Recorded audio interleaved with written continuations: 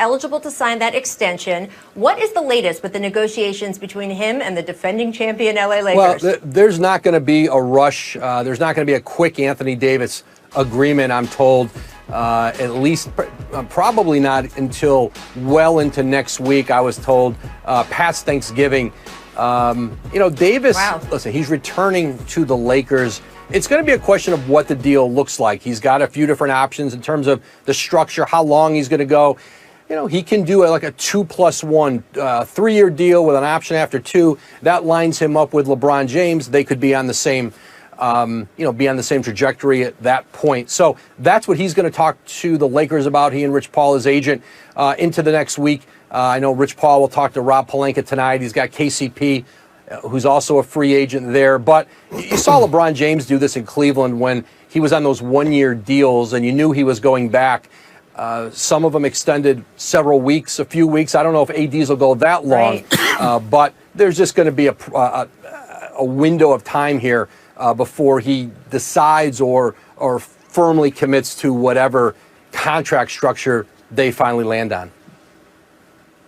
The other big sort of idea we're going to be talking about today and looking for is how these free agents or moves or trades are going to fit in with teams that they don't know what they're getting this coming year in terms of fans in the stands, revenue coming in. There's question marks about how much room there is available. Not a lot of teams have huge, gallons of cap space the way we've seen in some other years. How is that going to affect guys like Fred VanVleet or Serge Ibaka, who aren't those big, huge names like Kawhi Leonard last year, but who have won rings and could be a key ingredient to add to a championship mix on another team? I think Fred VanVleet is very likely to return to Toronto.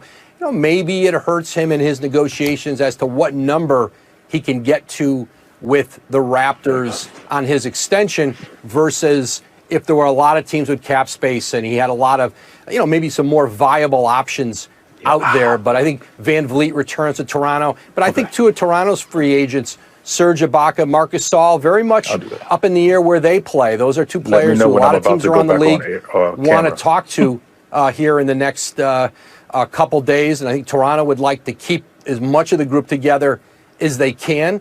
And so, those will be some interesting questions. But I think you look around the league and you see players like, Joe Harris. I think Brooklyn will move here in the next couple days to try to get Harris locked up. And some players, who are key components to teams.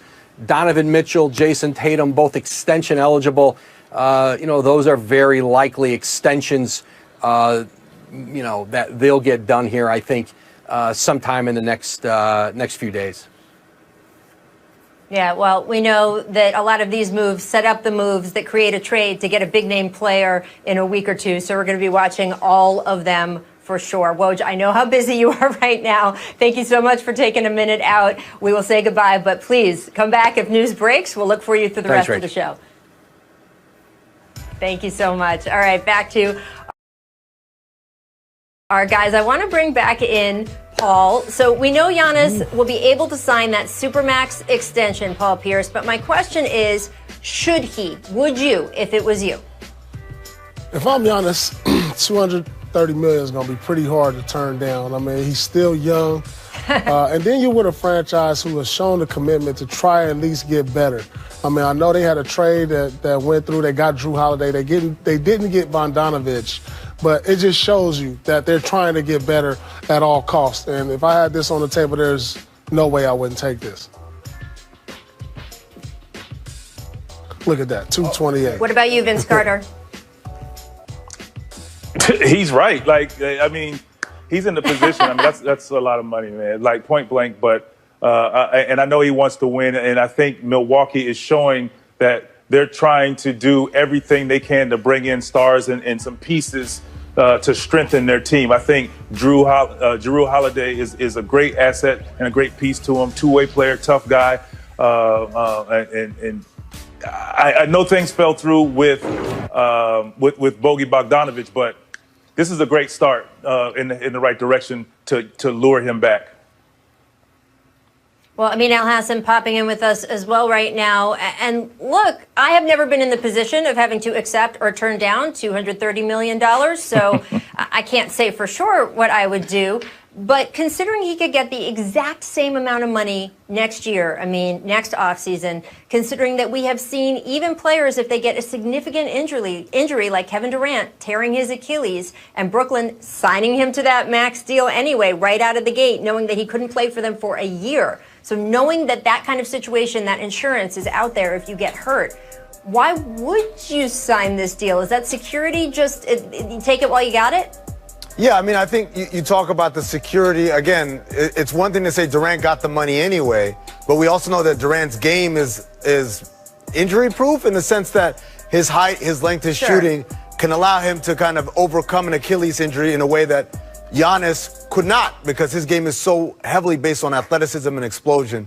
But I'm with you, Rachel. If the money's the same from the Bucks now or next summer, why not wait till next summer and then give yourself real options? And the thing is, when you throw up that graphic of what he could get from other teams versus what he could get with the Bucks, it fails to recognize that he probably wouldn't sign a 4-year deal. He'd probably sign a 2+1, opt out when he hits the 10-year mark, and then sign a new deal then with a higher slice of a bigger pie. And that's the big thing there, is that it's not quite 145 versus 230 or 228. It's a little bit more than that from that he could get otherwise. And so you want to see if what the Bucks have done are these moves cosmetic? Are they moves that are going to move the needle, or are they just names that we got in here and we end up not being that much better than what we were before? Let me tell y'all something. Well, Paul, what do you think of this listen lineup? to this. No, listen. We're in an era right now. If you asked all the players in the league, would you rather have $230 million or a championship ring? I bet you 99% of them would say $230 million. Really? Take the money, secure the bag. Elite players. That's the top 10 players. It don't matter. Every player in the league. Every player in the league. You ask them right now. The money is so great now. Especially at that number 230. It's too great right now. Let's just be honest. The number has gotten too great. You know, when me and Vince played, our max was like 70, 80, which was a great number. But 230, come on, man. Give me 230, and y'all can have that. But Paul, if the money's waiting for you either way, what's the rush? Like you said, his game is not injury-proof. He breaks a leg, tears an Achilles. His game might not recover because he don't have the skill set that Durant has. Come on, we all know that. Just the honest truth right there. Y'all wanted it, you got it. Well, look, I'm operating in a world where, again, you talk to me or Amin, whose max salary never hit $70 million, Paul Pierce, just saying. $230 million is an insane number, but I'm also living in a world where I just saw James Harden turn down a 2-year, $103 million extension. So I'm seeing guys, because, James basically has made about $300 million by the time this current contract he's on is going to be over, and saying, okay, I care a little bit more about winning. Anthony Davis had the chance to make more money with the Pelicans and still asked out to go to LA because he said, look, I do have a lot of money already in career earnings. I care more about winning. So it's not unprecedented, but I will say that the Achilles injury or something like that, the threat of that is real, because we're seeing so many of these to key players. It's not just Kevin Durant. We learned yesterday, guys, about Klay Thompson, right? Go ahead. I will add to this, to that part. What Paul is what he's saying is, at the end, especially if you're a guy who's injury prone and you've had some injury that has put you out of contentions or just opportunities to win. Sometimes the best route is going to get that money. Our sport is guaranteed. So when you have that money locked up, you have it locked up. So, what it means saying and what Paul is saying, they're both saying great things, but it's like, if you're a guy that's been injury prone, you don't want to take that chance at that number. Not that number. Not that number. Well, that's certainly true. And by the way, Paul, like even if you're not a guy. Baby. 230? Nah, not that number. Not on duty. I guess we better listen to the millionaires. I was going to say, even if you're not a guy who's injury prone, you have to think about it. Klay Thompson, of course, tearing his Achilles. You have to remember, he was the Warriors' Iron Man, right? Yeah. Can sign that long-term extension we've been talking about with the Lakers. All roads, of course, lead to him staying in LA. He does have some choices. And as you heard Woj say in our last block, he's not expected to commit in the immediate days. Brian, can you explain a little bit about what's going on here to our audience, what his options are, and is there any point they should start getting nervous? Well, there's some speculation out there, Rachel, that one of the reasons why he's going to delay his decision is because the Lakers have some other free agency moves to make, and he just wants to let them know he's watching.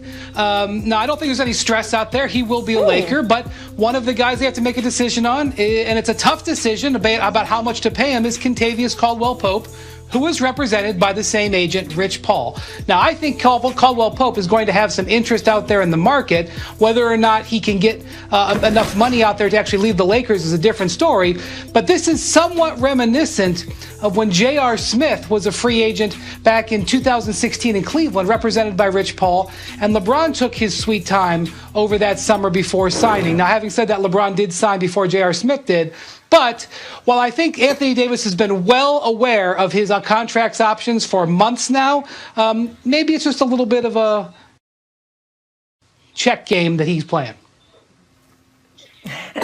Paul, if you were Anthony Davis, would you commit 2 years plus a player option, do the 1-and-1, where you're only committing for another year? We've seen that be a strain on teams, like when Kevin Durant kept doing the 1-and-1s and the 1-and-1s, it just brought all these questions about whether he was really going to stay. Or do you want to keep your flexibility if you're Anthony Davis? I think it's important for the players these days to keep their flexibility. I always line my contract up directly with LeBron's because, as you can see, he can sign for 35% of the cap after that 10 years. And so, you know, LeBron, he could probably retire in 2-3 years. Who knows? You know, but I'll line my situation up with his. But what Anthony Davis got to understand is you're a Laker, you won a championship. Now, if you decide after 2 years you don't want to be a Laker or 3 years you don't want to be a Laker, it's like, to me, where do you go from there? And so I really would start thinking long term. I would think even for a 5 or 6 year deal. I mean, because after you may win another championship as a Laker. There's nowhere else you can go after being a Laker after winning 2 championships and being the face of the franchise long after LeBron has left. So, I mean, his options are open, and that's a good thing to have these type of options for Anthony Davis to make these type of decisions, because he's one of those players whose game is injury-proof also. He's 7 feet, athletic. He can do so many things with the ball. He can shoot, soft touch, handle the ball. So, sky's the limit for this kid. Whether he stays healthy or not, he's still going to get a great deal. So maybe 2 is the way to go. I like what you're saying, Paul, and I agree. He really has some flexibility. I think lining his contract up with LeBron is a great thing to do. You know, win as much as possible. And then down the line, obviously, you could do the 1-and-1s back at home. I know that was talked about. I think Chicago, a couple other teams where he could possibly go back. He could do his 1-and-1s then. But right now, you want to win as much as possible. And he can make a lot of money on a very good team with the chance to win another championship back-to-back possibly. So I think right now, I don't walk away from that opportunity. I mean, I think, you know, at the end of the day, he's going to be a Laker. And that's just, they're just giving all these, you know, just doing, like I said, playing the game a little bit. Yeah, I know I'm signing there. I'll sign later, you know, just for the drama, you know. What's life without a little bit of drama? And by the way, Paul, I know that you have your number retired in Boston. Right, exactly. I know, Paul, you have your number retired in Boston Garden, but you're clearly always an LA kid if you're saying, what could you possibly want besides playing for the Lakers? I mean, that there's not even a consideration of another team. That's the most LA thing I think I've heard you say in a while. I do want to move on to the Sixers, after basketball anyway. Yes, for sure.